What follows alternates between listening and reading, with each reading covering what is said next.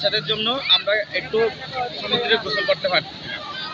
একটু যদি এখানে যদি পরিবেশটা এখানে যদি বসার কোনো বাচ্চাদের রাখার কোনো যদি সিস্টেম থাকতো তাহলে আমরা একটু আনন্দ করতে পারতাম। ওই যে সমুদ্র উত্তাল যদি একটা চাইল্ড কেয়ার থাকতো ওই যে কক্সবাজারে, তাহলে মনে করেন আমরা এই রিক্সে আসতাম না বাচ্চাদেরকে। তো আমার অনুরোধ হলো সরকারের কাছে ওইটাই যে এখানে যদি একটা চাইল্ড কেয়ার করা হয় তাহলে আমরা এই রিক্সে আর ছেলে মেয়েদেরকে নিয়ে আসবো না। ওইটাই আমাদের অনুরোধ হলো একটা চাইল্ড কেয়ার করার জন্য।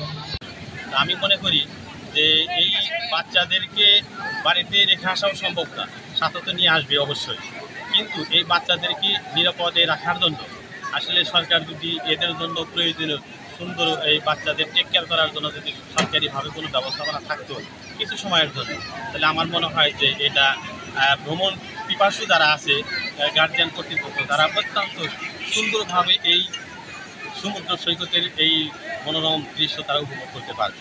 শিশুদের নিয়ে পানির গভীরে যাবেন না, যেখানে বালিয়াড়িতে ঢেউ আশ্রয় পড়তেছে এর সামনে করে থাকবেন এবং সর্বক্ষণিক আপনারা তাদেরকে নজর রাখবেন। আর যারা এখানে লোকাল যে শিশুগুলো আছে যারা চলে আসে 7 থেকে 10 বছরের যে শিশুগুলা, তাদেরকে আমরা কমিউনিকেশন করি এবং বাসায় ফিরে যেতে বলি।